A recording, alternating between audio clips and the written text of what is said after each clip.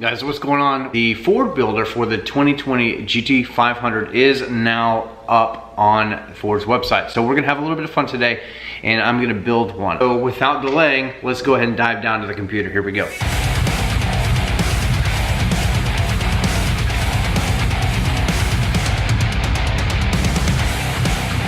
Okay, so we wanna build our own. Let's do this. So let's find, there it is, the Shelby. There's your MSRP down there at the bottom left. So let's pretend for a second that I was gonna actually order this. So I could see it a couple different ways, but yeah, so you have GT350R, and then you have the 350, but in between at 72,000. The purpose of this video is to have a little bit of fun and just pretend for a second that I'm actually going to order this guy myself. So this is gonna be nothing held back. If I were to place the order today, this is what I wanna do. I've not seen this before. I've not seen this builder. So we're gonna go to configure. Remember, these have a 5.2 liter cross plane crank compared to the flat plane that was in a 350. Makes 760 horsepower, and let's see, what color do we want? So we have a race red 2019 on the channel right now, but I think for this one, honestly, let's see, look at the grabber lime is cool, but I haven't seen this in person yet, so I'm not totally sure. I love the green. I think it's sweet. The red calipers with it, I'm not so sure. But I would probably honestly do velocity. That looks like grabber blue right there on the computer. It's definitely not like that in person. Yes, I like orange. Let's go with orange. Still not so sure about totally red calipers on the orange, but it's okay, we're gonna move on. So the big question here also is, are we gonna want stripes? Let's see what they look like. Oh, that's the side stripes. Nope, I don't want those. Roof color black. I like the black roof. That looks sharp. I would probably do this over these stripes because, let's check that out. Let's look at, yeah, remove that. Oh, so you can have a black roof and you can have the painted stripes go over it. I'm sorry, not painted, but vinyl stripes go over it. We're not doing the $10,000 over here in the bottom left corner. Painted stripe option. Look at this. So let's get rid of the black roof. So this would be painted. There's blue and then there's white stripes. That's kind of hot right there. Look at that. Orange with blue stripes. Let's do just vinyl. The thing is, I would probably honestly do no stripes. I would do a black roof because I can always do stripes later on for a lot less money. So they want $1,000 for vinyl stripes. No thanks, no thanks. Bigwormsgraphics.com. You can get them for all day long for about 200 bucks. So all right, we're gonna move on to powertrain. Standard is a 7-speed dual clutch transmission. Does not come with a manual, unfortunately, and that's just the way that it is. Packages. This is gonna be interesting. Now, for $18,500, do we want the carbon fiber track package? That is a hefty coin, guys. That's a lot of money. You're talking about, I don't know, an extra $400, $500 in car payment. Is that gonna be worth it? I mean, really, you gotta ask yourself, what is the purpose of the car? Is it going to be a daily driver, garage queen? Is it only going to see the streets? It's tough. You got to really make up your mind. If you're going to road race the car, I would say don't skip the carbon fiber track package. But for somebody like me who's more into drag racing, I might be inclined to skip it, honestly. But let's add it right now just to see. I mean, it does look good. Look at the 20-inch carbon fiber wheels. You get the big spoiler in the back. You get all of the other carbon fiber bits around the car too. You get a little bit more aero. See if we can go back to the front. So down here, if you follow my mouse, you can see it on screen. You get more carbon fiber all around the car. Remember, I've seen this car in person. I was there at the launch when it dropped from the sky. There was Stang Mode, Serpent Stangs, and some others. We had a good time, but you know, we got to see the car in person in this trim with the carbon fiber. I'm going to probably just skip it. I'm just gonna skip it. It's pretty cool that this one has the new spoiler. If you go back to the base model, I've seen it in person, it looks really good, honestly. So handling package, what does this entail? Let's look at it. So it has the gurney flap and splitter wickers.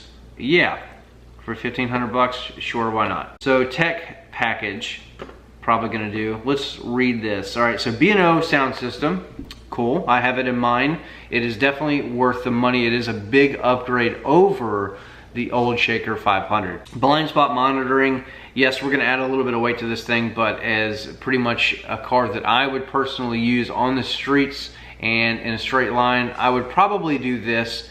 However, you could just skip this altogether and go with another company like Hellhorse Performance. They actually sell the Sync 3 dash systems that can plug and play into this guy. So, but for $3,000, you are gaining blind spot monitoring, heated exterior mirrors, voice activated navigation. So I don't know, we'll just add it. Let's add it. Exterior, we can always come back to that and take it off. Exterior, I like these wheels, they look pretty good. You only have two options, the other one being the 20-inch carbon fiber wheels, which you can only add, if you look here, yep, it's gonna add another $17,000 because it wants to give you the carbon fiber package. Already has active exhaust included, you don't have to pay extra for it, that's sweet. Full vehicle covers, no thanks. Cup 2 tires, I'd imagine that might, yep, that's gonna be tied with the carbon fiber package as well. So these are gonna be included with the 4S tires right here, which is one of my favorite tires. Honestly, it's one of my favorite tires. The tire is amazing. It's a 315 3019. Okay, looks like we did miss some things. The interior, how could we forget that? So definitely gonna go with, all right, so it's already got leather with the mica inserts, which is your Alcantara, looks plenty fine. I wanna go with the optional $1,600 for the Recaros, as you can see here. I do wish that maybe we had some different colorways. Having seen this in person, you know, the white and the gray stitching that it does have, the overlays on the seats and the interior, as you see here, let me blow this up. Right there on the center, it's also on the doors. The back, you know, the back seats are just black pretty much. There's nothing really to it. It's almost like they forgot about it. So I am kind of disappointed a little bit by the whole interior. I think that it's, I don't know, I don't want to say afterthought, but anyway, we're gonna do the Recaros because why not? You will give up heated and cooled seats, which, as you can see here, is trying to remove the Recaros if you want to add that. That is a complete shame, especially for 2020. Why in the world are we paying so much money, but you're skipping luxury?